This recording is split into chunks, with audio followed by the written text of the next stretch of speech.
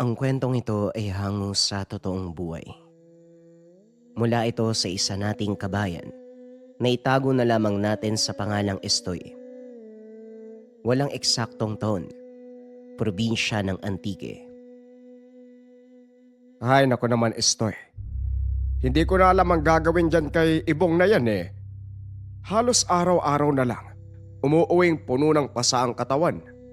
Ano ba nangyayari sa kanya? Dati naman hindi ganyan yan eh. Wika ni Mang Teroy. Hindi ko nga din po alam ang Estoy. Pero teka, kaano-ano mo nga ba yung sibong? Tanong ni Estoy. Ang totoo, Estoy, hindi ko kaano-ano yung batang yan. Napulot ko yan sa kakao yan eh, doon malapit sa Aplaya. Hindi ko alam kung saan siya nanggaling o kung sino mga magulang. Naawa ko sa kanya, kaya inuwi ko. Sa Playa. Hindi ba wala namang mga bahay dun? Yun na nga ang nakakapagtaka. Hanggang ngayon pilit ko pa rin siyang tinatanong kung nasaan ang mga magulang niya at kung saan sila nakatira. Batay sa obserbasyon ko, mukhang may matinding pinagdadaanan ng batang yan. Yan nga din ang iniisip ko, Estoy. Minsan, nagigising siya sa kalagitnaan ng pagtulog. Sumisigaw, bigla na lang iiyak. Buti nga ngayon, nakakausap ko na ang batang yan kahit papano eh. Pag-uusap ng dalawa habang pinagmamasdan ang batang si Ibong. Nakaupo lang ito sa sulok, ginagamot ang mga galos. 3 taon pa lang si Ibong nang mapulot ni Mang Teroy sa kakawian. Naawa ang matanda kaya inuwi niya ito. Ilang taong hinanap ni Mang Teroy ang mga magulang ng paslit. Pero sa kasamaang palad, walang nakakakilala sa mga ito. Hindi rin nagsasalita si Ibong ng mga sandaling yun, kaya hindi nito masabi ang pangalan ng mga magulang. Hanggang sa tumuntong sa edad na 13 ang paslit, hindi na tinuloy ng matanda ang paghahanap sa pamilya nito. Dala ng pagbibinata, laging nasasangkot sa gulo si Ibong. Madalas itong umuuwi ng may mga sugat sa katawan, sira ang uniforme, at minsan hinahatid pa ng tanod na wala ng malay.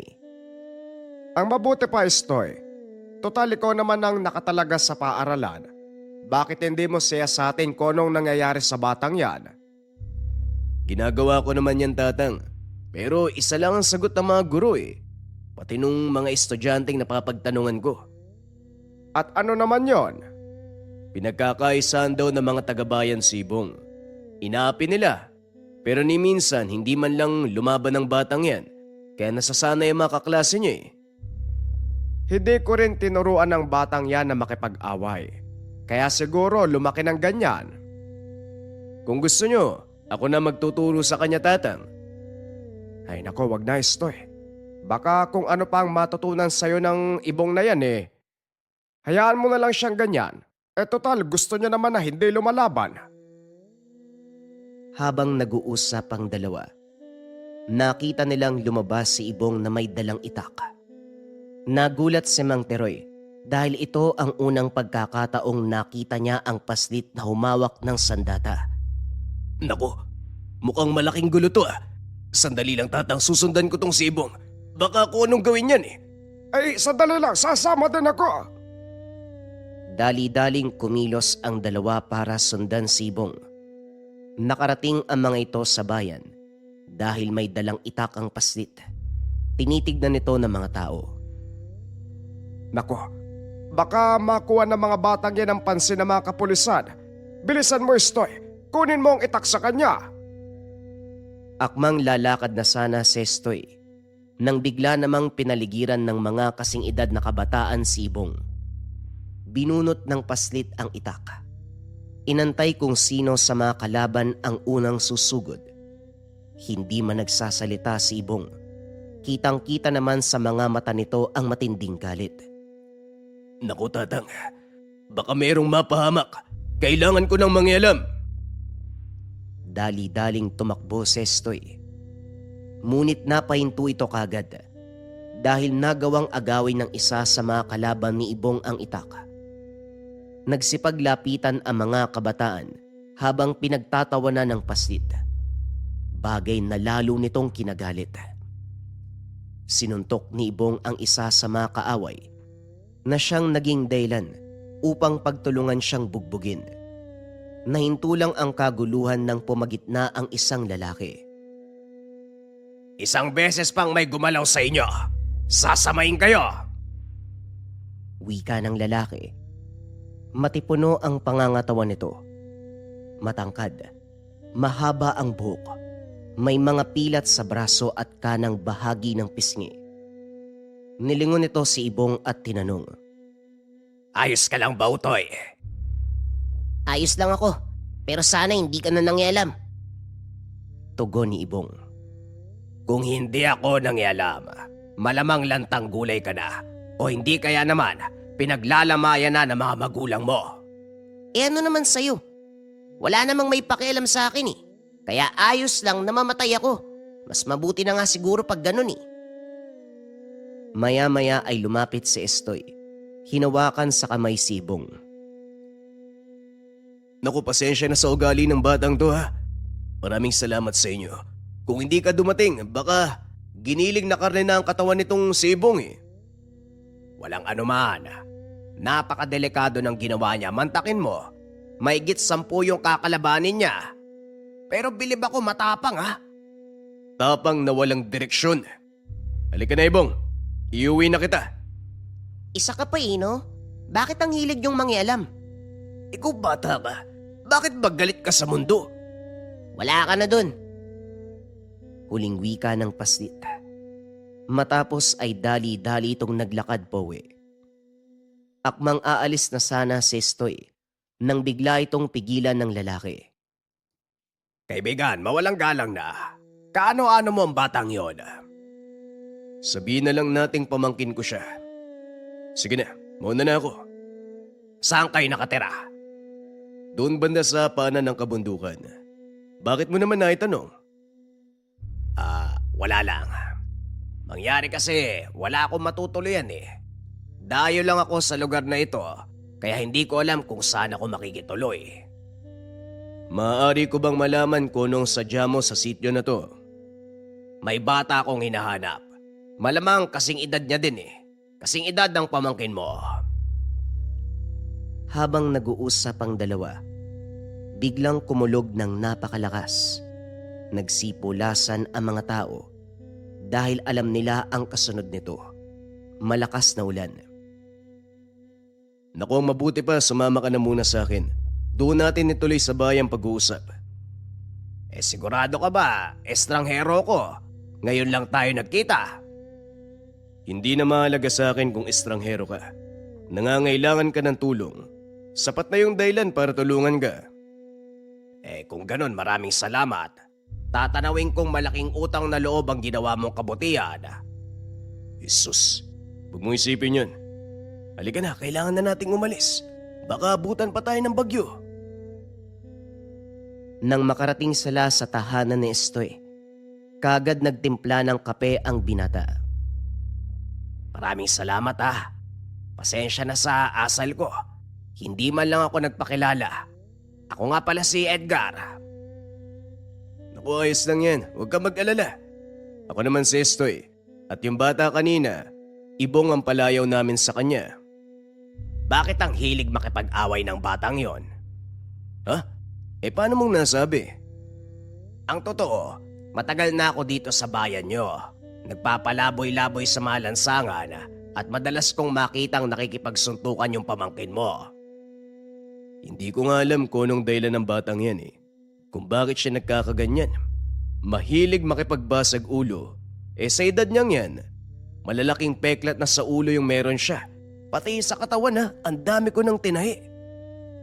Malamang may matinding pinagdadaanan ng pamangkin mo na hindi nyo alam. Totoo ang sinabi mo, Edgar. Hindi masyadong nagsasalita si Ibong. Maliban na lang kapag galit siya. Simula noon, hindi pa nagkwento sa amin ang batang yan. Maaari ko bang malaman kung saan siya nakatira? Doon sa kabilang banawang. Kasama niya ang chewin kong si Mang Teroy. Ang totoo, hindi ko talaga pamangkin ng batang yan. Napulot siya ni Tatang Teroy mga 7 taon na nakakaraan doon sa Kakawayan malapit sa playa. Biglang natigilan si Edgar nang marinig ang sinabi ni Estoy. Ngunit hindi ito nagpalata. 7 taon ko na ding hinahanap ang anak ko. Naiwalay siya sa amin ng mga panahong lumilikas kami dahil sa pananalakay ng mga rebelde. Simula noon, hindi na ako mapakali. Maging ang asawa ko, nagkakasakit na dahil sa sobrang pag-iisip sa anak namin. Kaya nagpa siya kung hanapin siya. Pero sa loob ng 7 taon, wala pa ring swerte.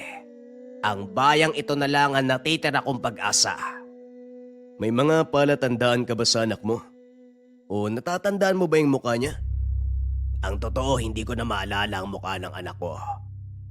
Pero isang malakidlat na pilat sa kanang binti ang tanging palatandaan. Mukhang mahihirapan ka nga sa paghanap. Teka, anong pangalan ng anak mo? Pinangalanan ko siyang Esau. O sige, ganito na lang. Tutulungan kita sa paghanap. Tanod ako dito sa baryo namin kaya pwede ko ipagtanong sa mga kasama ko tungkol sa anak mo. Maraming salamat, Estoy. Malaki ang... Hindi na ituloy ni Edgar ang sasabihin dahil bigla silang nakarinig ng mga boses. Sino yan? Tumuloy kayo, huwag kayo mag-alala. Nakatali ang mga aso. Lumapit ang mga tao. Napagtanto ng binata na mga kasama niya ito. Magandang gabi, Estoy. Pasensya ka na sa abala ha, pero pinapatawag tayo ni Kapitan. Mario, kayo pala. Ano daw ang dahilan? May nakita na namang patay sa kabilang pangpang, malapit sa talon. Isang bata. Nasa 13 taong gulang na lalaki. Biglang napatayo si Edgar nang marinig nito ang sinabi ng kasama ni Estoy. Dumungaw sa bintana at nakisabat sa usapan. Estoy, mawalang galang na. Maaari ba akong sumama sa inyo? Wala namang problema.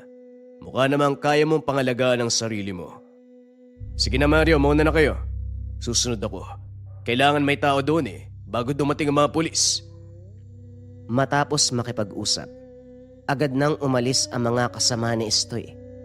Naganda na din silang dalawa upang sumunod. Hindi na kalakasan ang ulan ng mga sandaling yun, kaya hindi na mahirap ang pagbaba sa pangpang. Pagdating sa lugar, naroon na ang mga kasama ni Estoy. Nailagay na din nila sa mataas na bahagi ang bangkay para kung sakaling tumaas ang tubig, hindi na ito maanod. Mabuti na lang hindi ganun kalakas yung ulan. Hindi tumaas yung tubig sa talon. Tara Edgar, doon tayo sa mga kasama ko. Wika niya. Ngunit napansin nito na wala sa wisyo si Edgar. May sinabi ka, Estoy? Oo, ang sabi ko doon tayo sa mga kasama ko. Bakit parang ang layo ng iniisip mo? Wala naman. May nararamdaman lang akong hindi maganda sa lugar na to. Normal lang na makaramdam ka ng kilabot sa pinangyarihan ng krimen. Tara, lapitan natin ang bangkay. Nako, andyan ang mga pulis. Baka magalit sila pag lumapit tayo. Oo nga no, sayang. Hindi mo man lang nakita yung binti ng batang yun. Makita man lang sana kung may palatandaan kagaya ng sinabi mo o wala. Ayos lang, Estoy. Naniniwala ako na buhay pa ang anak ko. Kaya hindi na ako nag-abala pang tignan ng bangkay. Kung sa bagay, kailangan nga nating maging positibo. O siya, dito ka lang ha. Tutulong ako sa mga kapulisan. Iniwan ni Estoy si Edgar sa pangpang. Nang mga sandaling iyon, alam na nito na hindi lang sila nag-iisa. Lingid sa kalaman ni Estoy na hindi rin pangkaraniwang tao si Edgar. Patuloy itong nagmasid sa paligid. Nang makumpirma, nagpa siya itong sundan ang naramdamang nilalang. Kasalukuyang abala si Estoy sa ginagawa, kaya hindi nito napansin na wala na si Edgar sa kung saan niya ito iniwan. Inabot sila ng umaga sa lugar dahil napakabagal kumilos ng mga kapulisan. Hinanap ni Estoy si Edgar pero wala ito sa pangpang. Oh, saan naman nagpunta yung taong yan? Yaan mo na nga. Baka umalis na. Baka uwi na nga lang. Pagdating sa tahanan, nagulat ang binata. Nakita nitong nakaupo sa atangan ng bahay si Edgar. May dugo ang mga kamay pati ang damit. Pasensya na kung umalis ako nang walang paalam. May iba tayong kasama kagabi. Nagtaka si Estoy sa sinabi ng Ginoo. Lalo pa itong nagduda nang makita ang dugo sa kamay ni Edgar. At anong ibig mong sabihin? At saka, bakit may dugo ang mga kamay mo? Tanong ni Estoy. Nang mga sandaling ito, nakaramdam ng kakaibang kilabot ang binata, lalo pa nang tumayo si Edgar mula sa kinauupuan. Kagabi, may ibang nilalang na umaaligid sa pinangyarihan ng krimen. Hindi tao, Estoy. Ewan ko kung maniniwala ka, pero isang aswangan na huli ko. Tugon ni Edgar. Sabay turo sa ulo ng nilalang na nakalapag sa lupa. Nanlaki mga mata ni Estoy at halos mapatalon sa sobrang gulat. Nang mga oras din na yun, paparating na sina Mang Teroy at Ibong. Anong nangyari kagabi? Estoy, saan ang galing ang ulo ng baboy ramo? Teka, hindi ba ikaw yung lalaki kahapon? Anong nangyari dito? Wala naman po, Tatang. At siya din yung lalaki kahapon, tama ho kayo. Edgar po ang pangalan niya. At yung ulo ng baboy ramo, ulo daw po ng aswang. Ulo ng aswang? Paano ka nakakasiguro? Bakit hindi natin tanungin ang kasama ko kagabi? Edgar, ipaliwanag mo nga nangyari. Hindi kaagad nakasagot si Edgar. Napako ang atensyon nito kay Ibong. Nakasuot ng mahabang pantalon ng paslit, kaya hindi niya makita ang binti nito. Mukhang malalim ang iniisip ng kasama mo, Estoy. Pasensya na po, Tatang. Oy, Edgar, kinakausap ka ni Tatang Teroy. Tinapik niya sa braso si Edgar. Ano yon, Estoy? May sinasabi ka ba? Hindi ako, kundi si Tatang Teroy. Ay nako, pasensya na po. May mga iniisip lang ako. Ano po yung, Tatang? Gusto ko lang malaman kung saan nang galing ang ulo na ito, yung ulo ng baboy ramo, at anong ginagawa niyang dito? Gaya ng sinabi ko kay Estoy, hindi yan pangkaraniwang ulo ng baboy ramo. Isa itong uri ng aswang na kung tawagin ay hadagob. Hindi nagawang tapusin ni Edgar ang sasabihin dahil nakita nito, nanlilisik ang mga mata ni Ibong. Anong problema, Ibong? Bakit ganyan ka makatingin? Ikaw ang problema. Bakit nandito ka pa? Napangiti si Edgar dahil ng mga sandaling yun. Nakumpirma niya si Ibong ang batang hinahanap. May pagtatapat ako sa iyo, Estoy. Hindi totoong hinahanap ko ang anak ko. Naparito ako para tugisin ang isang angkan ng mga aswang at isa sa kanila ang napatay ko kagabi. May ilan pang natitira sa kagubatan, ngunit ang anak ng kanilang hari kasama natin. Hindi ba, Esau? Nanlaki ang mga mata ni Estoy dahil biglang nagbago ang itsura ni Ibong. Nanlilisik ang mga mata. Unti-unting nagbago ang laki ng pangangatawan. Isa ka palang manunugis. Sabihin mo sa akin, sa anong angkan ka nang galing? Ang mabuti pa, Tatang Teroy. Esoy, umalis na kayo dito. Pwede kayong madamay kung mananatili pa kayo. Sagutin mo ang tanong ko, manunugis. Saang angkan ka nabibilang? Hindi mo na kailangan malaman pa. 7 taon kitang tinugis. Dito lang pala kita matatagpuan. Ngayon susunod ka sa hukay ng iyong ama. Akmang susugod na sana si Edgar, ngunit hinarang ito ni Estoy. Sandali lang, Edgar. Huwag mo sabihing papatulan mo ang isang bata. Hindi siya pangkaraniwang bata, Estoy. Siya ang anak ng hari ng mga Hanagoba. Lahi sila ng mga aswang na pumapatay at kumakain ng isang buong baryo sa kanluran. At ang inaakala niyong inosenteng bata, tagapagmana ng bertud ng kanyang ama. Ano bang sinasabi mo? Paanong magiging aswang ang isang inosenteng paslit? Nasisiraan ka na ng ulo. Ang mabuti pa, itigil mo na ang kaibangan na ito. Umalis ka na sa baryo. Alam kong hindi kayo maniniwala, pero kayo na lang ang humusga. Ano, Isao? Bakit hindi mo ipakita kung gaano ka kalakas? Tumigil ka na kung ayaw mong ako makalaban mo. Sa palagay mo, tanda, hahayaan ko may humadlang sa misyon ko. Subukan mong humarang. Hindi ako magdadalawang isip na tapusin ka. Huwag kang nag-alala. Dahil yun naman talaga ang plano ko eh. Sa tingin mo, papalampasin ko ang ginawa mong pagpatay sa mga magulang ko. Mahaba ang panahong inantay ko para sa pagkakataong to. Ngayon pang ganap na ang pagiging aswang ko. Magaling na ang lahat ng pinsala sa aking katawan. Mas lalong naging agresibo si Ibong hanggang sa naging kalahating tao at kalahating aso. Hindi makapaniwala si Mang Teroy na ang batang inaruga nakakatakot na nilalang. Ngayon, tanda, yan ang sinasabi ko. Ang lahat ng pinakita niya sa inyo sa nakalipas sa 7 taon ay pawang palabas lang. Nalin lang kayo ng aswang. Tama ng satsad. Simulan na natin ang laban.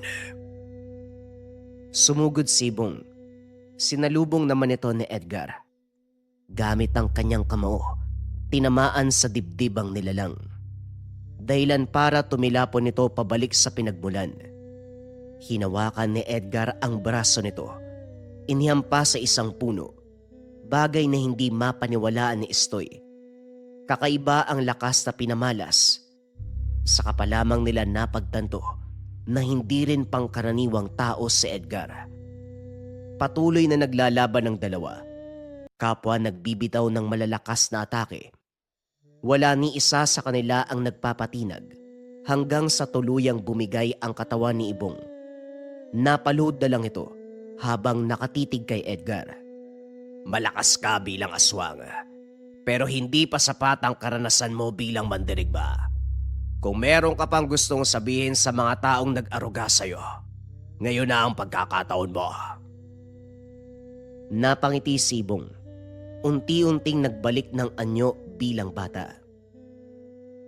Sa palagay ko nga, hindi ako karapat-dapat na maging tagapagmana ng aking ama. Sumusuko na ako, Edgar. Wika ni Ibong. Iniluwa nito ang bertud ng ama. Inilapag sa paanan ni Edgar. Tuso talaga kayong mga Hanagoba. Alam mong hindi kita pwedeng patayin sa anyong yan. Nasa iyo ang pagpapasya. Walang ibang makakalam kung papatayin mo ko.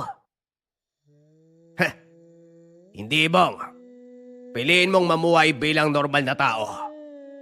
Sabihin na lang natin na regalo ko ang ikalawa mong buhay. Isinuko mo na ang bertud, kaya wala na akong dahilan para ipagpatuloy pa ang labang ito. Ingatan mo ang mga taong yan dahil alam kong hindi ka nila papabayaan. Maswerte ka din. Sila ang tinitignan ko, kaya ayaw kitang patayin. Ayokong manakit ng mga taong inosente, lalo pat emosyonal na aspeto ang maapektuhan. Teka, ibig sabihin, hindi mo ko papatayin? Sa kabila ng ipinakita mong lakas, masasabi kong paslit ka pa. Hindi kita papatayin. Hawak mo na ang buhay mo. Hindi na kailangan magtago. Tatang Teroy, maaari mo bang kupkupin muli ang isang yan? Wala naman akong sinabing hindi ko siya papawiin sa tahanan ko. O siya, Ibong, tumayo ka na dyan. Halika na, umuwi na tayo. Kitang-kita sa mata ng paslit ang kagalakan. Halos maiyak pa ito. Hindi niya lubos akalain na tatanggapin pa rin siya, kahit malaman na ang totoong katauhan. Matapos ang kaganapang iyon, nawala si Edgar. Hindi na ito muling nakita. Samantalang si Ibong, namuhay kasama sina Mang Teroy at Estoy. Umalis sila sa baryong yun. Namuhay sa ibang lugar. Matuturing man na malakas na angkan ng pinagmula ni Ibong, ngunit panahon ng paglaki pa rin ang nagdikta kung ano ang kakalabasan ng ugali niya. Hindi siya nanakit ng tao bilang aswang. Mabuti na lang, maagap si Edgar. Dahil sa murang edad, nakuha niya ang bertud kay Ibong. Hindi na umabot sa punto na ito ay nakapatay at nakatikim pa ng laman ng tao. Ito ay isa sa mga kwentong patunay na kahit malakas na uri ng aswang ang pinagmulan, merong pa ring pagkakataong magbago kung sa tamang lugar lalaki at magkakamuwang. Naway nagustuhan ninyo ang kwento ng anak ng aswang, ang anak ng hanagob.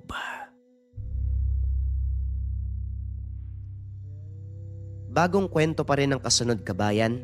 Ito ay tungkol sa lahing dayamdam, mga lahi ng engkanto sa gubat. Simula na ang storya. Ang kwentong ito ay hango sa totoong buhay. Mula ito sa isa nating kabayan na itago na lamang natin sa pangalang Marcos. Walang eksaktong taon.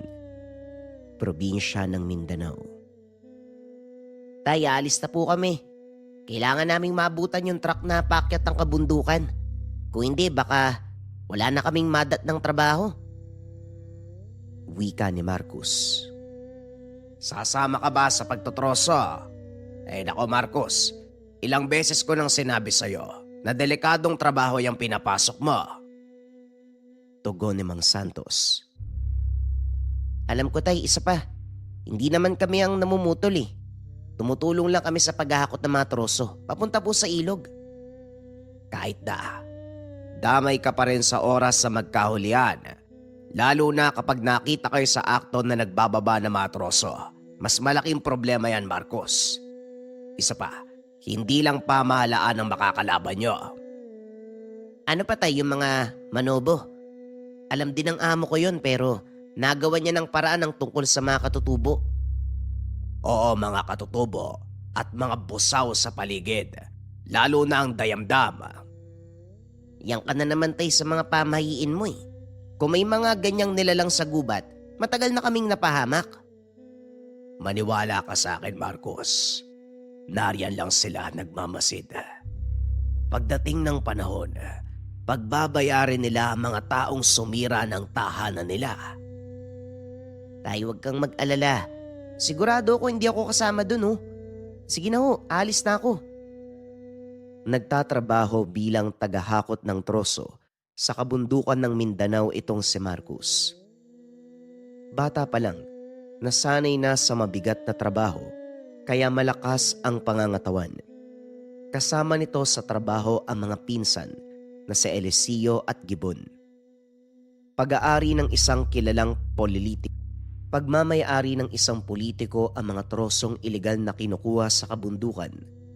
Dinadala ang mga ito sa syudad upang ipagbili sa mga gumagawa ng muebles at iba pang kasangkapang gawa sa kahoy.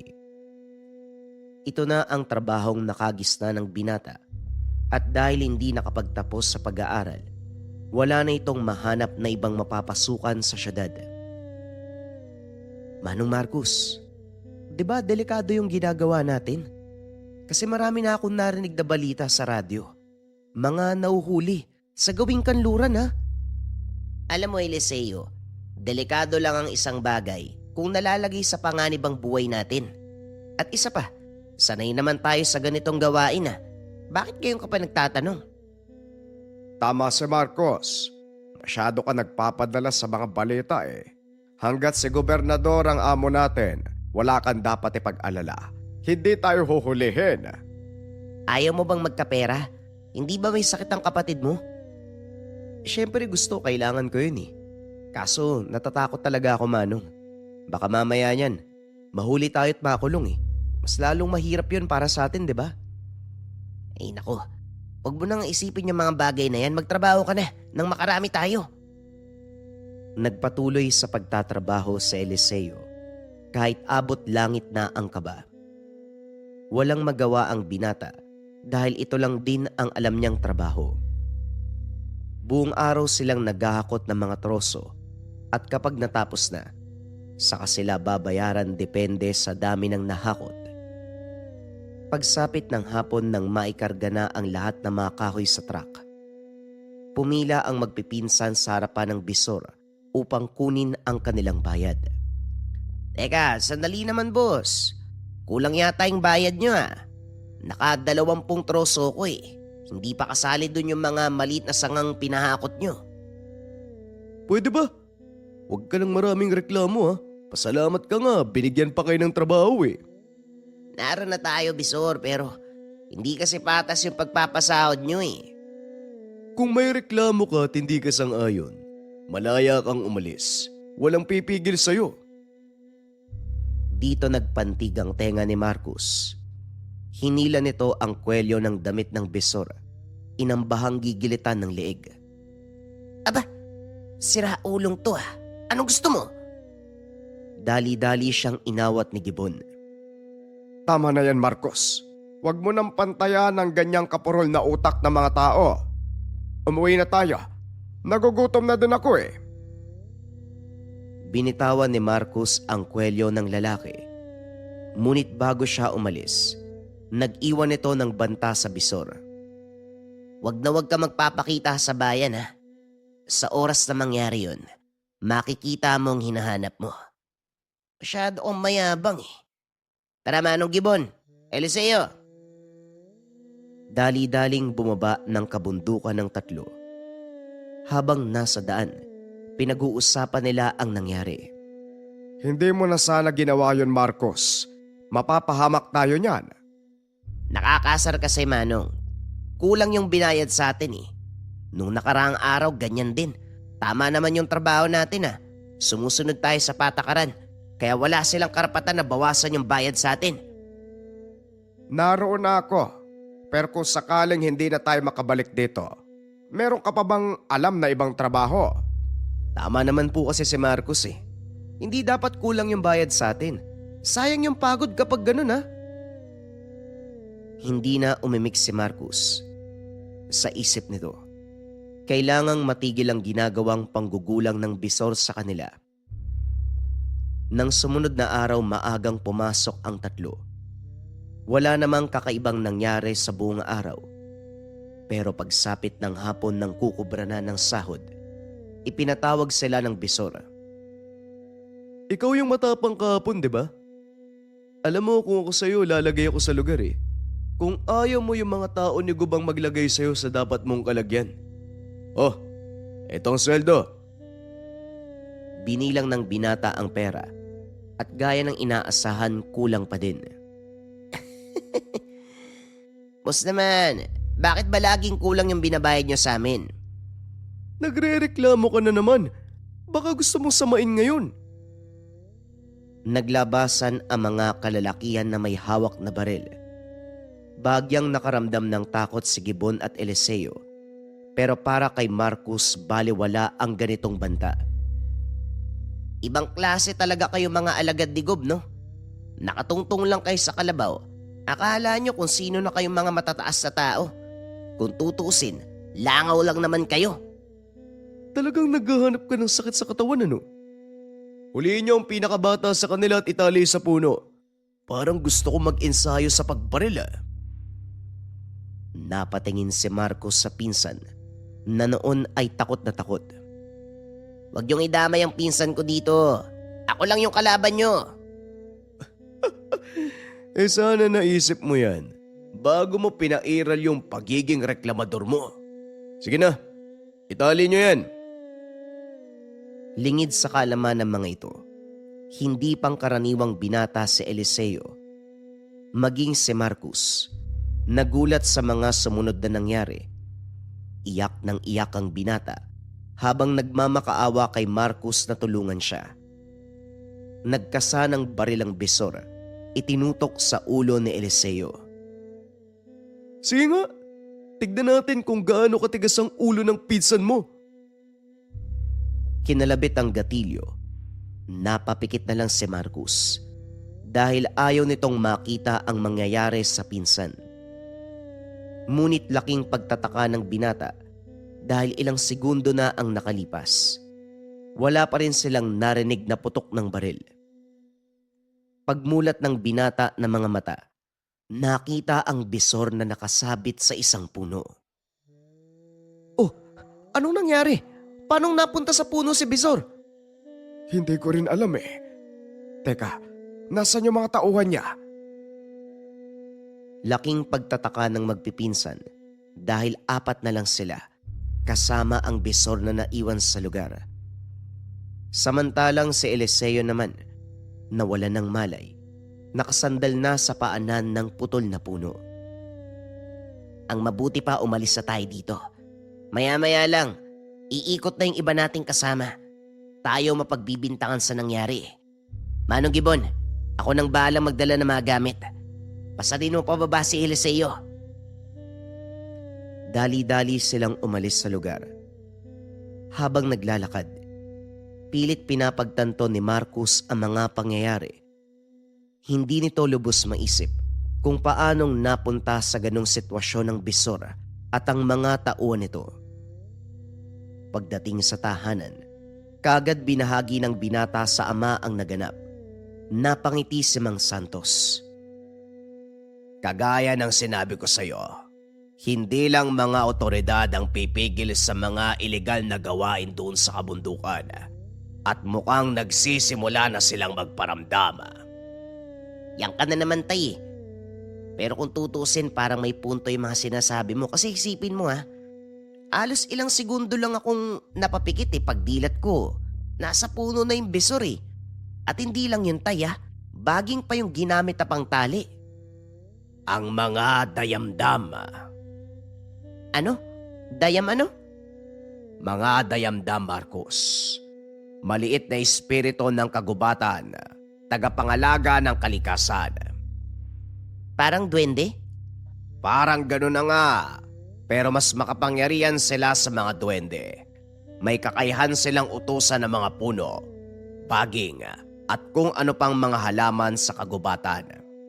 Ang maliliit na nilalang na ito, sila ang tumulong sa tiyahin mo nang ipanganak si Eliseo. Teka, kumusta na pala ang pinsan mo? Wala pa ring malay pero sa palagay ko, maayos na po ang kalagayan niya. Nagpapahinga po siya sa kwarto. Teka, paanong natulungan ng mga inkantong nanay ni Eliseo? Ang Tia Milagros mo, isang serohana nung nabubuhay pa siya. Nung hindi pa isinisilang ang pinsan mo, talagang sikat sa bayan natin ang pangalan niya sa larangan ng panggagamot. Ang akala ko nga, tatandang dalaga na yung kapatid ko na yun Pero isang araw, nagulat kaming lahat nang ipakilala niya sa pamilya ang kanyang nobyo. Di ba tay dayuhan yung tatay ni Eliseo? Kaya nga mistiso siya, di ba? Yan din ang unang pumasok sa isip naming lahat nang makita namin ang kasintahan ng Tia Milagros mo. Kaso na magsalita si Gideon, saka pa lamang napagtanto na wangis niya lang pala ang dayuhan. Ang sabi ng taong yon, lumaki siya sa bayang ito, pero ni minsan hindi ko pa siya nakita. Yun lang, yung araw lang na yon. Baka naman po hindi masyadong lumalabas kaya ganun. Tama ka, yun din ang sabi niya. Madalang lumabas ang taong yon tuwing linggo kapag nagsisimba at unang biyernes ng buwan. Weirdo. Paano niyang natitiis yung magkulong sa loob ng bahay ng ganong kahabang panahon? Yun nga din ang ipinagtataka ko Kaya minanmanan ko si Gideon. Natuklasan ko nang hindi sinasadya ang totoo niyang pagkatao. Hindi siya isang mortal, kundi isang nilalang na mula sa kabilang mundo. Isang dalakitnon. Yang ka na naman, tay. Pinagbibintangan mo na naman, oh. Anak ng engkanto si Eliseo, tatay naman. Nagmamali-mali ka na ba? Malinaw pa ang memorya ko, Marcos. At hinding-hindi ko makakalimutan ang araw na yon. Bago sila ikasal ng Tia Milagros mo, nagdadalang tao na ito. Isang araw bigla na lang nawala si Gideon. Nasa kabuhanan na ang tiyahin mo ng mga oras na yon. Nawala o umalis? Siguro nga umalis, pero sinong makakapagsabi? Dahil sa sobrang kalungkutan, hinanap ng tiyahin mo ang kasintahan sa buong bayan. Ginalugad ang bawat lansangan sa pag-asang mahanap ang pinakamamahal na ama ng kanyang dinadalang sanggol. Pero hindi niya na ito natagpuan. Wika ni Mang Santos. Dagdag pa nito, hindi sumuko si Milagros sa paghahanap. Maging ang kagubatan, ginalugad na din ito. At dahil nag-aalala si Mang Santos sa kapatid, sinundan niya. Isang maulang gabi, sa gitna sila ng kagubatan, biglang humilab ang tiyan ni Milagros. Napaluhod na lamang ito sa maputik na sahig ng kagubatan. Alam ni Mang Santos na oras na ng pagsilang ng kapatid, kaya hindi na ito nagdalawang isip. Agad niyang nilapitan si Milagros at tinulungan. Ngunit sa kasamaang palad, patay nang lumabas ang sanggol. Hindi makapaniwala si Milagros sa mga nangyayari.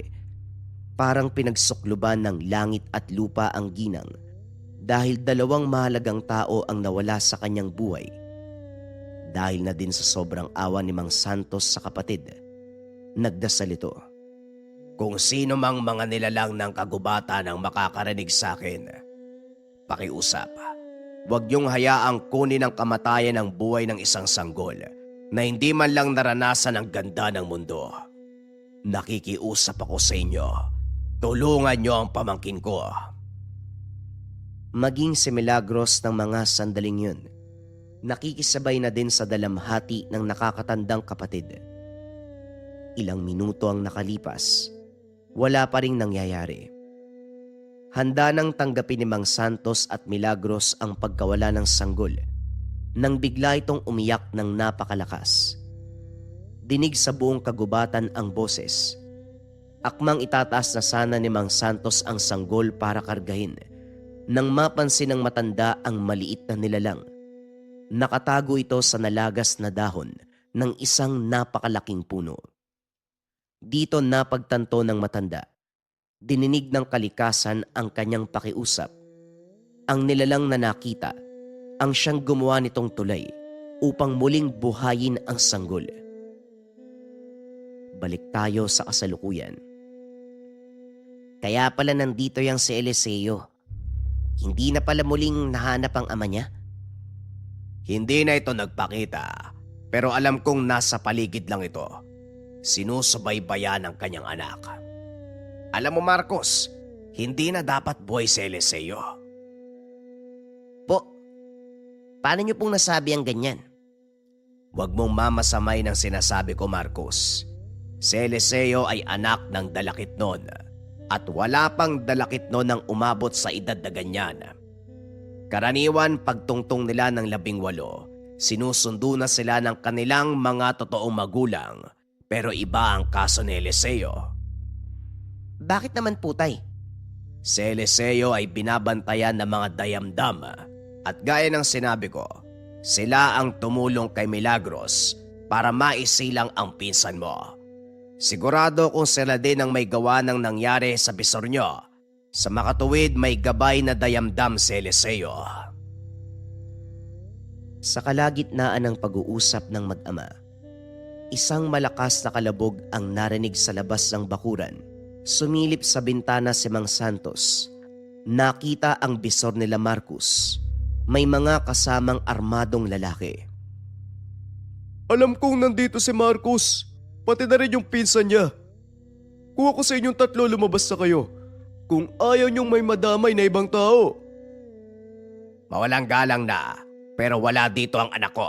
Pati na rin ang pinsan. Ang mabuti pa, bumalik na lang kayo sa susunod na araw. Huwag mo akong niloloko, tanda ah. Ang mabuti pa, ilabas mo ang walang yamong anak. Pati yung mga kasama niya. Huwag mo kong tinatakot. Baka nakakalimutan mo kung nasaan ka. Hindi ka taga dito.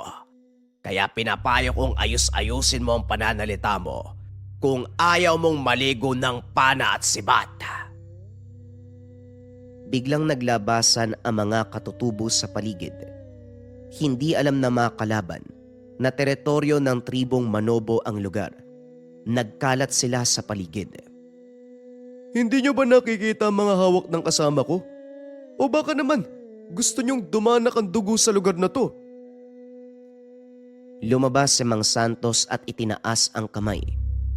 Isa sa mga katutubo ang nagpakawala ng palaso. Nakamuntikang tumama sa katawan ng bisor.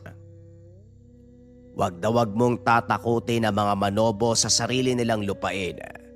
Dahil sa oras na makaramdam sila ng panganib, patawarin ng Diyos, pero siguradong walang matitira ni isa sa inyo. Ayoko ng puro putak ha. Mga bata, paulan na ng bala mga yan. Pinagbabaril ng mga tauhan ng bisor ang mga katutubo. Dali-daling nagkubli ang mga ito sa puno. Inantay ang paghupa ng putok. Sa pag-aakalang tumakas na ang mga ito, pinahinto sila ng bisor. Malaking kasalanan ang ginawa mo. Hindi lang sa batas ng mga Manobo, kundi maging sa kalikasan. Pagbabayaran mo ito ng iyong buhay. Narinig nito. Bumukas ang pintuan at nanglingunin. Nakita ni Mang Santos si Eliseo na naglalakad palabas. Nagliliwanag ang mga mata. Mahahalata ang galit sa kanya. Hindi ka talaga nakinig sa mga babala sa'yo. Binigyan ka ng pagkakataong mabuhay sa kabila ng ginawa niyong kalapastanganan sa mga tahanan namin. Pero heto ka pa rin. Patuloy na pinapaira lang baluktot mong isipan. Eliseo, anong sinasabi mo? Pumasok ka sa loob. Huwag kang makialam, tanda. Ikaw ang pumunta sa ligtas na lugar. Kung ayaw mong pati ikaw, kainin ang kagubatan. Nang mga sandaling iyon napagtanto ni Mang Santos na hindi na si Eliseo ang nagsasalita, kung hindi ang isa pang katauhan na nagtatago sa kanyang kamalayan. Umatras si Mang Santos, pinaubaya ang labanan sa pamangkin. Anong nangyari, tay? Bakit yung pinabayaan si Eliseo? Magtiwala ka lang, Marcos. Hindi nila kayang saktan ang pinsan mo. Muling ibinaling ni Marcos ang tingin kay Eliseo na noon ay naglalakad na papunta sa kinaroroonan ng bisor. Kumuha naman ng barilang kalaban, nagsimulang paputukan ng binata.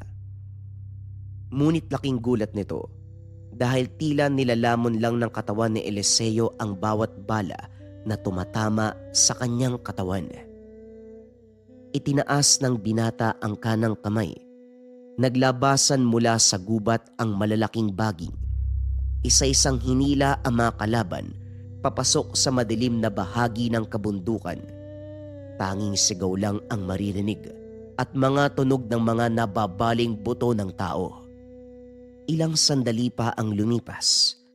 Tuluyan ng humupa ang ingay. Wala ni isa sa mga tao ng bisor ang nakaligtas. Akmang tatakbo na sana ito nang biglang pumulupot ang baging sa kanyang paa. Hinila ito paitaas at nang mapatingala si Marcos, tumambad sa kanya ang isang malaking nilalang na may mga galamay. Gawa sa ugat ng puno ang katawan. Unti-unting hinila ang bisor papasok sa kanyang malaking bibig sa pinakagitna ng katawan. Matapos niyang kainin ang mga kalaban, muli na itong bumalik sa kagubatan. Kinusot naman ni Marcos ang mga mata sa pag-aakalang pinaglalaroan lamang ng paningin. Ngunit nang muli itong tumingin sa pinsan, napagtanto niya na totoo ang lahat. Hindi na nagsalita pa sa Eliseo, dire-diretso itong pumasok sa bahay. Tumuloy sa silid, sabay higa. Maya-maya pa ay nagising ito na parang walang nangyari. Eliseo, ayos ka lang ba? Anong nangyari sa'yo? Ayos lang ako, Manong. Bakit mo na itanong? Wala naman. Bago ka kasi magising, napakalakas ng ungol mo eh. Kaya pumasok na ako para gisingin ka. Ganun ba? Huwag ka mag-alala. Maayos naman ako, Manong eh. Lumaganap sa buong bayan ang pagkawala ng bisor at ng mga tauhan. Lumipas ang isang buwan. Lumantad ang mga hinahanap ng tao. Kaso nga lang, butot balat na ang mga ito. Ang ilan ay patay na. Simula ng araw na yon, hindi na muling pumasok ang mga nagtotroso sa gubat. Bagaman nawalan ng pangunahing pagkakakitaan, mas minabuti na ni Marcos ang ganito kaysa malagay sa panganib ang kanilang buhay. Sa kasalukuyan, wala na rin si Eliseo sa kanilang lugar. Marami ang nakapagsabi na nasa bayan lang ito, nagtatrabaho. Pero ang katotohanan, malaki ang suspetsya ni Marcos na sumama na ito sa kanyang ama at mga kaibigan na nilalang, mga nilalang ng kagubatan na kung tawagin ay dayamdam. Nag-aapoy na katawan ng tikbalang. Ito ang susunod na kwento, o mas kilala sa katawagan na binanggenan. Simula na ang storya. Ang kwentong ito ay hango sa totoong buhay. Mula ito sa isa nating kabayan na itago na lamang natin sa pangalang Badong. Walang eksaktong taon, probinsya ng Ilocos. Talagang hindi ka titino, Bernard, dada. Simula nagbinata ka, hanggang ngayong may anak ka na, hindi mo pa rin maiwan yang masamang gawain mo. Huwag mong antayin na balang araw pati ang anak mo madamay sa kalokohan mo. Wika ni Mang Julio. Yun na nga po mismo ang dahilan kung bakit ako naparito. Ayoko nang madamay ang bata sa anumang maaaring mangyari sa akin. Pasensya ka na, tay. Wala na ako magagawa, nandito na to eh. Tugon ni Bernard. Ano bang balak mong gawin? Iiwan ko muna sana si Badong dito pansamantala. Babalikan ko din siya kapag naayos ko na ang lahat ng gusot. Kung sa tingin mo yan ang mas makakabuti para sa bata, sige, papayag ako. Isang bagay lang ang hihilingin ko sa iyo, Bernard. Huwag mong hayaang maulilang lubos ang anak mo. Wala siyang kamalay-malay sa kung anong gulo ang pinapasok mo. Sisikapin ko po, tay. Pero sa ngayon makikiusap ako sa inyo na kayo na muna ang bahala kay Badong. Hindi na sumagot pa ang matanda. Ngunit alam ni Bernard na pumayag na ito sa pakiusap niya. Pinuntahan ng Ginoo ang anak na noon ay nakaupo sa atangan ng bahay. Badong, pasensya ka na kung iiwan kita dito sa lolo Julio mo. May kailangan lang akong ayusin eh. At ayoko madamay ka sa mga pwedeng mangyari sa akin doon sa Maynila. Matagal ka ba doon, tay? Medyo matagal, anak, pero wag kang mag-alala. Dahil babalik ako pag natapos na ang lahat ng kailangan kong ayusin. Pagkatapos nun, hindi na kita iiwan muli. Ngumiti si Badong na noon ay bata pa lamang. Hindi nito lubos maunawaan kung bakit kinakailangang umalis ng ama. Ngunit pinanghawakan ng paslit ang pangako nito. Sa pagdaan ng mga taon, unti-unting nasanay si Badong sa bago nitong buhay. Lumaking disiplinado dahil sa maigpit na paggabay ni Mang Julio. 6 na taon na ang nakalipas, hindi pa rin nagpapakita ang kanyang ama. Nung una sumusulat pa ito, nagpapadala ng pera ngunit kalaunan, hindi na sila nakakatanggap ng anumang balita. Hanggang isang araw, may dumating na lalaki sa tahanan ni Mang Julio. Saktong kakadating lang ni Badong galing sa paaralan. Umalis din kagad ang lalaki matapos itong maiabot ang maliit na kahon kay Mang Julio. Nakasalubong ng paslit ang lalaki. Napatingin ito sa kanya. Kita ni Badong ang pilit ng ngiti mula dito. Hindi na pinansin ng paslit ang lalaki. Diretso itong nagpunta kay Mang Julio para magmano. "Kumusta, Lolo? Mano po?" Kawaan ka ng Diyos. Kumusta ang araw sa eskwela? "Mabuti naman po." "Sino yung lalaki, Lolo?" Kasamahan daw siya ng tatay mo sa trabaho. Eto, may pinadala para sa'yo. Nakita ni Badong ang lungkot sa mata nito. "Bakit parang malungkot kay Lolo? May problema po ba?" Wala naman, apo. Sige na, buksan mo na yung kahon na pinadala ng tatay mo. "O sige, Lolo, pero samahan niyo po ako, ha." O sige, sabay nating buksan. Pumasok ang dalawa sa loob ng tahanan. Binuksan ang kahon na pinadala ni Bernard. Tuwang-tuwa ang paslit nang makita ang bagong sapatos at mga damit. Kalakip nito ang isang sulat. "Badong, pasensya ka na. Natagalan ang pagbili ko ng sapatos, ha. Siguro, hindi nakakasya sa'yo itong nabili ko. Malaki ka na eh. Ang sabi ng lolo mo, magaling ka daw sa klase. Natutuwa ako, ha. Nag-aaral ka ng mabuti, pero anak, patawarin mo sana ako. Baka hindi na ako makauwi dyan." Habang sinusulat ko to, unti-unti nang kinakain ng sakit ang katawan ko at malamang sa oras na makarating sa'yo ang sulat na to, wala na ako. Pasensya ka na kung hindi ako makakakyat sa entablado sa pagtatapos mo ngayong taon. Pero gusto ko malaman mo na masaya ako dahil pinili mo ang magkaroon ng edukasyon. Sana piliin mo maging tuwid. Huwag kang tumulad sa akin. Sinayang ko ang buhay ko. Pero masaya ako dahil tama ang desisyon ko na iwan ka sa lolo Julio mo. Dahil kung hindi, baka napariwara din ang buhay mo. Hindi na ipinagpatuloy ni Badong ang pagbabasa. Hindi na nito kayang tiisin ang sakit sa dibdib. Tumayo ang paslit at lumabas ng bahay. Naupo sa ilalim ng puno. Ilang minuto ang nakalipas. Napansin na lamang ni Mang Julio na nakatulog na ito. Kawawa naman po si Badong. Asang-asa pa naman siya na babalik si Kuya Bernard. Dapat sinabi ko sa kanya ng mas maaga, Imang. Pero mas mabuti ng ganito. Ikaw na munang bahala sa pamangkin mo, ha. Hindi ko alam kung anong sasabihin sa kanya. Ako na po ang bahala. Bukas isasama ko siya doon sa amin. Siguradong malilibang siya doon. Mas mabuti pa nga yan. Pero Imang, pakiusap. Huwag mong hayaang magpunta ang bata niya sa gubat, ha. Alam mo kung gaano kadelikado sa lugar na yon. Opo, Tay. Ako na pong bahala sa pamangkin ko.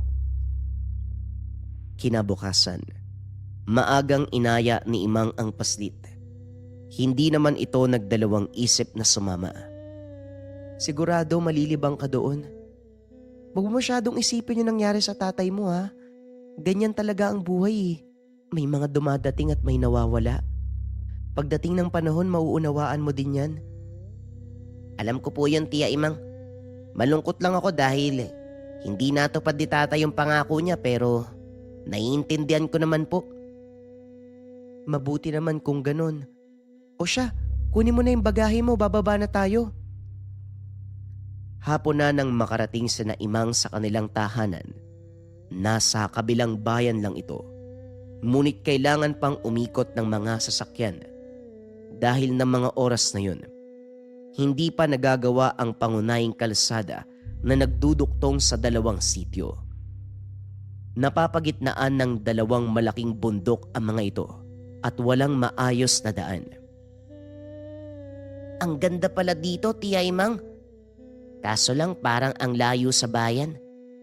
Bakit po pala dito kayo nakatira? Magandang tanong yan, Badong. Mamaya malalaman mo. Sa ngayon, ilagay mo muna yung mga gamit mo doon sa kwarto. Diyan ka pansamantalang mananatili ha, habang nandito ka sa amin. Sige po, tiya, maraming salamat po ah. Ang tahanang ito, ang dating tahanan nila Mang Julio. Kinakailangang lumipat ng matanda sa kabilang bayan dahil naroon ang pinagkakakitaan. Ang malawak na palayan na pinamana ng mga ninuno. Habang kumakain, ipinaliwanag ng dalaga ang dahilan kung bakit siya naninirahan sa lumang bahay na ito ng mag-isa. Ang totoo, hindi naman ako nag-iisa dito, Badong. May mga kaibigan akong dumadalaw at kung minsan, dito pa sila natutulog. Pero wag mo sasabihin sa lolo mo ha, hindi niya alam yun, baka mapagalitan ako. Mga kaibigan? Mga kaedad niyo po ba? Hindi ko alam, baka mas matanda pa sila sa akin. Pero isa sa mga araw na to, makikilala mo sila. Ang totoo niyan, sakto ang dating mo eh. Sa susunod na linggo, magsisimula ng pagbilog ng buwan. Ano naman po meron sa bilog na buwan? Basta. O siya, bilisan mo nang kumain nang makapaghugas na ako ng mga pinggan. Nako, ako na po maghuhugas ng plato, nakakaya naman po sa inyo. O sige, ikaw ang bahala ha. Tamang-tama, dahil kailangan ko pakipasok yung mga tuyong kahoy. Baka umulan, mabasa lang uli. Kinabukasan, maaga pa lang ay gising na si Badong. Lumabas ito ng silid. Nakita ang tiyahin na naghahanda ng agahan. Sa halip na dumiretso sa pagkainan, bumaba ito ng bahay at naglakad palayo sa paligid. Nagpunta ito sa bandang likod. Napansin ang mga dating kulungan ng baboy. Napakalinis ng paligid. Mahahalatang hindi ito pinabayaan. Bagay na nakakapagtaka dahil mag-isa lang ang tiyahin doon at hindi niya kakayaning panataliing malinis ang napakalawak na bakuran. Sa gawing kanan ng tahanan, may mga maliliit na kubo na siya namang pinaglalagyan ng sinibak na kahoy. May mga nakaimbak na dahon ng tabako na siyang ibinebenta ng dalaga sa bayan tuwing Sabado. Napalingon si Badong sa bandang kaliwa at nakita ang isang arko na parang pasukan papunta sa kagubatan. Hindi na malaya ng paslit na unti-unti na siyang naglalakad papalapit dito. Napahinto nang may humawak sa kanyang balikat. Hoy, andito ka lang pala. Akala ko kung nasan ka na eh. Halika na, kakain na tayo. Kaagad namang sumama si Badong. Pagdating sa pagkainan, hindi nito napigilan ang sariling magtanong. Tiya Imang, ano pong meron sa likod ng arko? Yan ba? Wala naman. Masukal na gubat lang. Huwag kang pupunta dun ha. Baka mamaya maligaw ka. Bakit po may arko dun? Ginawa yun ni tatay dati eh. Balak sanang gawing hardin ang lugar na yon. Kaso hindi na natuloy eh. Namatay kasi si nanay. Ganun po ba? Pasensya na po, naitanong ko ha. Ayos lang yun, ano ka ba? O siya, kumain ka na. Sasama ka sa akin sa bayan. Maghahatid tayo ng mga tuyong tabako. Sige po. Gusto ko po yan. Matapos kumain, naganda na ang dalawa para umalis. Pagdating sa bayan, namangha ng husto si Badong dahil sa loob na maraming taon, ngayon lang siya uli nakakita ng napakaraming tao. Oh, anong nangyari sa'yo? Bakit parang ang tahimik mo? Wala naman po, tiya. Naalala ko po nung bata pa ako sa Maynila. Ganito din po kasi yung lugar namin dun eh. Napakadaming tao. Naalala ko na naman tuloy si tatay. Ayos lang yan, ganyan talaga. Halika, dun muna tayo sa kabilang bahagi ng merkado. Bibili tayo ng ibang kailangan sa bahay. Akmang lalakad na sana ang mga ito nang bigla silang harangin ng mga kalalakihan. Ay, mukhang malaki ang kita natin ngayon, Imang ah. Baka naman may panginom tayo dyan. Pwede ba, Minggoy? Ang laki-laki ng katawan mo eh. Bakit hindi ka maghanap ng matinong trabaho? Mukhang nakakalimot ka yata. May patakaran sa lugar na to. Kung gusto mong magtinda ng mga produkto nyo sa bukid, kailangan mo magbigay ng arkabala sa grupo. Patakaran na kayo lang din yung gumawa. Tigilan mo ko ha, wala kang makukuha sa akin. Biglang hinawakan ng lalaking nagngangalang Minggoy ang braso ng dalaga. Kung wala kang ibibigay, ikaw na lang ang iuwi ko sa bahay. Bitawan mo nga ako. Huwag mong antayin magalit ang mga kasama ko ha. Nagtaka si Badong dahil alam niya, dalawa lang sila ng tiyahin ang magkasama simula kaninang umaga. Tiya, sino po yung tinutukoy nyo? Wala naman tayo. Huwag kang maingay, Badong. Malalaman mo mamaya. Oo nga naman. Sino bang pinagmamalaki mo? Kung ako sa'yo, hindi ko na aalamin. Dahil sigurado kung hindi mo kakayaning makita sila, bitawan mo na ako. Paano kung ayoko? Anong gagawin mo? Huwag mo sabihin na hindi kita binalaan. Biglang tumalsik ang isa sa mga kasama ni Minggoy. Napalingon ito sa paligid, ngunit wala namang nakitang ibang tao. Anong nangyari kay Rene? Hindi ko alam eh. Bigla na lang tumilapon. Oy Rene, tumayo ka nga dyan. Wika ng isa sa mga kasama ni Minggoy. Ngunit hindi na nakasagot ang lalaking tumalsik. Walang yaka. Anong ginawa mo sa kaibigan ko? Sinabi ko na sa'yo kanina, 'di ba? Huwag mo sabihin na hindi kita binalaan. Walang yaka. May sa demonyo kang babae ka. Akmang sasampalin na sana ni Minggoy si Imang nang bigla namang nagliyab ang suot nitong sombrero. Napasigaw si Minggoy dahil sa init. Lahat sila ay tumakbo. Sa susunod, mamili ka ng tataluhin mo. Wika ni Imang. Samantalang si Badong naman, naguguluhan sa mga nangyari. Dali-dali itong hinila ni Imang palayo sa lugar. Walang yang buhay to oh. Hindi tuloy ako nakapamili ng mga kailangan. Buisit kasi tong si Minggoy eh. Ano po ba nangyari sa kanila, tiya? Ayun ba? Dahil yun sa mga kaibigan ko. Kaibigan? Wala naman pong ibang tao doon kanina. Sino po ba yung mga tinutukoy mo? Talagang walang ibang tao doon. Dahil hindi naman sila mga tao, Badong. Hindi mga tao kung ganun. Sino po sila at nasaan? Masyadong matanong ang pamangkin mo, Imang. Hoy bubwit, minsan mas mabuting pinapaira lang paghahanap gamit ang mata kaysa bunganga. Napasigaw si Badong nang makita ang halos 10 talampakang nilalang na nakatayo sa likod ni Imang. May ulong kabayo, katawan ng tao, nagliliyab ang buhok at buntot. Tikbalang.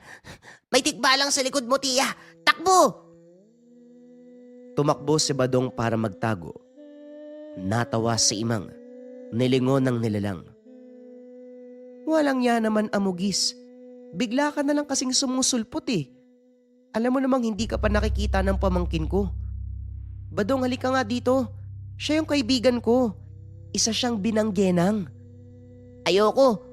Baka kainin ako ng tikbalang na yan eh. Sabi ng binanggenang.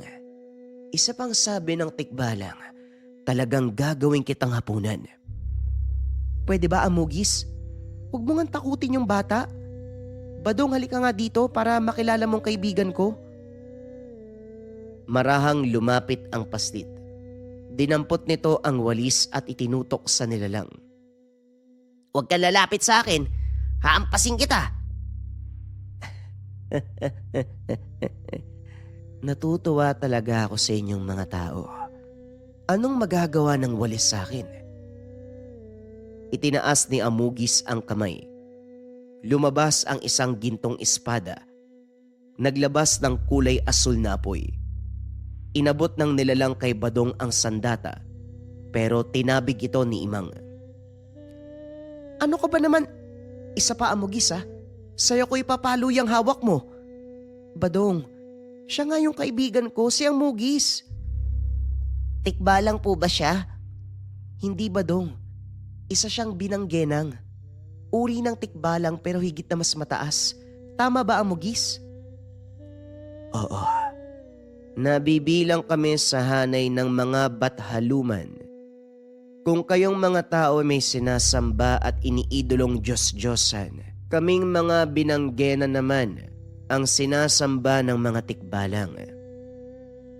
Sa mga hindi nakakalam, ipinakikilala ang nilalang na binanggenang, isang uri ng engkanto na nasa kategoryang bathaluman. Mula sila sa angkan ng mga anggitay, ngunit may kakayahang gamitin ang elemento ng apoy bilang sandata. Sinasabing may kakayahan silang tuparin ang kahilingan ng kung sino man nakakagaanan nila ng loob. Sa ibang mga kwento, sinasabing ang binanggenan, masamang engkanto, nangunguha ng mga bata at kababaihan upang gawing alipin at pagkain. Ngunit sa ibang konteksto, ang mga binanggenang, mga gabay ng kalikasan at kadalasang katuwang ng mga tao sa kanilang kabuhayan. Balik tayo sa kwento. Nakatulala pa rin si Badong kay Amugis habang nakikipag-usap ito kay Imang. Hindi makapaniwala ang paslit na may kaibigang engkanto ang tiyahin. Magpapaalam na ako, Imang. Alam mong hindi ako maaaring magtagal sa mundo ng mga tao. Babalik ako sa susunod na pagliwanag ng buwan. Ikaw naman bubwit. Sana nandito ka pa sa sandaling bumalik ako. Alis ka na? Bakit naman? Ang mga kagaya kong bathaluman, may limitadong oras dito sa mundo ng mga tao. Kaya ko lang manatili sa kasalukuyang anyo sa loob ng 2 oras. Kapag lumampas, babalik ako sa totoong anyo. Anong anyo? Kabayo? Nagliliyab na kabayo at bawat madadaanan ko ay natutupok. Ayokong mangyari yon sa lugar na ito. Sige na, sa susunod na ang usapan, marami akong sasabihin. Matapos magsalita, biglang naglaho si Amugis. Hinanap ito ni Badong, ngunit wala na sa paligid nila ang nilalang. Hinawakan ni Imang ang magkabilang pisngi ng paslit at pagtingala. Nanlaki mga mata ni Badong nang makita ang nagliliyab na kabayong dumaan sa bilog na buwan. Dahil sa nangyari, unti-unting nabuhayan ang paslit at sa tuwing bibilog ang buwan, sumasama ito kay Imang upang makita si Amugis at iba pa nitong mga kauri. Tuluyang nagbago ang buhay ni Badong, ngunit mas namakabuluhan ito. Lalo pa nang maunawaan niya ang balanse ng magkabilang mundo. Hanggang sa dumating ang panahon na nakapag-asawa si Imang, doon nagtapos ang pagpapakita sa kanya ni Amugis. Ngunit patuloy pa rin naniniwala si Badong na nasa paligid lang ito at patuloy na pinangangalagaan ang tiyahin. Naniniwala din ang paslit na darating ang pagkakataon na magbabalik ang mga nilalang at muli itong magpapakita. Dumaan ng mga taon. Ganap na binata na si Badong. Piniling manatili sa kanyang lolo Julio hanggang sa namaalam ang matanda. Bilang pinakamatandang apo, si Badong ang nangangalaga sa mga ari-arian ng matanda. Pinaubaya din ni Imang ang iba pang pag-aari sa binata dahil taga-ibang bansa ang napangasawa. Pinaayos ni Badong ang lumang bahay ng matanda. Itinuloy ang hardin na sinimulan ni Mang Julio. Sa pagkakataong ito, ginawa niyang pasyalan at ang pangunahing layunin, mapangalagaan ang kalikasang nasasakupan ng kanilang lupain. Kalaunan naging ransyo ang lugar. May mga alagang hayop, mga tanawing dinadayo ng mga tao mapalokal o turista. Bilang pag-alala sa kaibigang si Amugis, nagpagawa si Badong ng rebulto na nagliliyab na kabayo at tinawag ang lugar na Rancho Caballo Ardiente. Alam ni Badong na patuloy silang ginagabayan ni Amugis at nasa paligid lang ito. Pinagmamasdan, pinangangalagaan ang kanilang pamilya, pero may mga pagkakataon din tuwing gabi. Nakakakita siya ng kakaibang liwanag sa buong palayan. Mabilis sa pagkilos ng apoy at nakakarinig din ng yabag na mga kabayo. Kaya alam niya sa kanyang sarili na nariyan lang ang kaibigang tikbalang na nag-aapoy. Sa kasalukuyan, sarado na sa pampubliko ang ransyo dahil ginawa itong pribadong bukid na naglalaman ng napakadaming gatasang baka. Patuloy itong pinapatakbo ng pamilya ni Badong. Kakaibang swerte ang bigay ng lugar sa kanila. Walang humpay na biyaya na patuloy din nilang binabahagi sa lahat ng mga nagtatrabaho sa lugar. Ito ang lakas at kapangyarihan ng isang bathalumang tikbalang. Bigyan ng seguridad ang isang lugar. Bigyan ng masagana at walang hanggang swerte. Ito ang mga katangian ng nag-aapoy na tikbalang na kung tawagin ay binanggenan.